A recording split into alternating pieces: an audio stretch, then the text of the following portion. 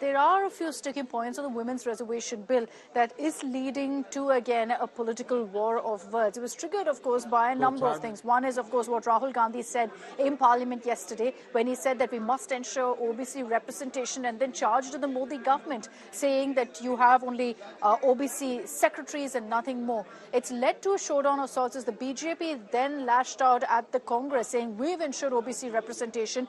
We gave the country its first OBC Prime Minister, referring to Prime Minister Narendra Modi. But besides that also, there are a lot of questions with regards to the women's reservation bill on whether there needs to be a quota within a quota as well. Let's get you, in fact, some of the reactions that have come in on that big talking point, even as the BJP highlighted that they have the largest number of OBC lawmakers. Amit Shah highlighted how nearly 80 plus BJP MPs come from the OBC.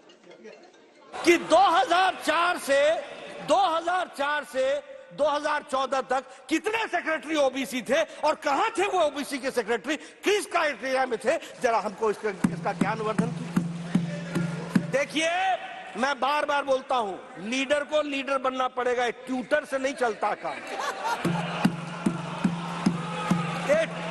ये tutored statement से नहीं चलता है काम, और वह भी tutor अगर कोई लीडर हो तो भी समझ में आता है। ये एनजीओ को लेकर के आ जाते हो, जिन एनजीओ को जिनको आता न पता न सता, कोई चीज जानकारी नहीं, वो आपको समझाते हैं और आप बोल करके सोचो I was shocked and shattered and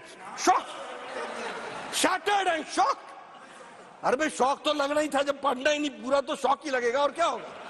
Bharat को पहला ओबीसी प्रधानमंत्री भारतीय जनता पार्टी एनडीए ने दिया, यह भी हमको ध्यान रखना।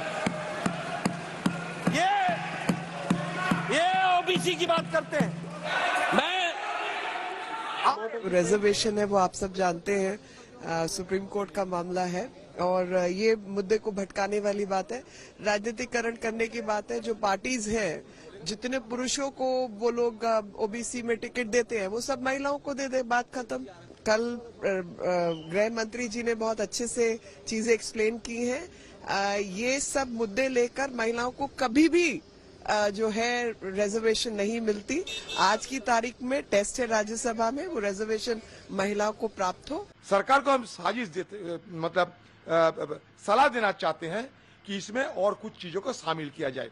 जैसे कि कल हमारे और एक साथी दानिश अली वो भी कह रहे थे कि ट्रांसजेंडर लोगों को क्या होगी, माइनॉरिटी की बात जो कह रहे हैं, ट्रांसजेंडर लोगों की क्या होगी, यह भी एक मुद्दा रखे गए हैं। तो कास्ट सेंसस होना चाहिए, ये हमारा मांग है।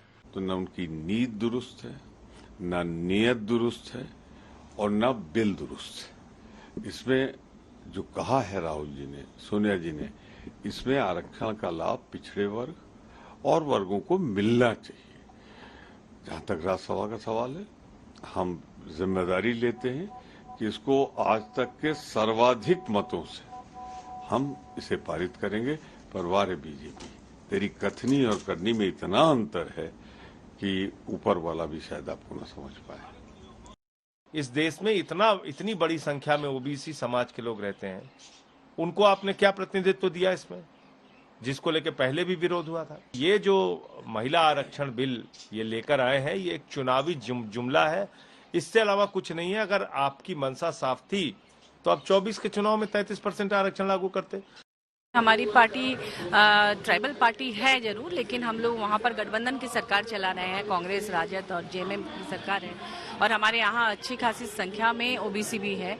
तो हम लोग चाहेंगे कि एसटी, एससी, ओबीसी तीनों के लिए रिजर्वेशन हो, ताकि इसका लाभ सबको मिल सके। तो हम लोग भी ऐसा ही प्लान कर रहे हैं।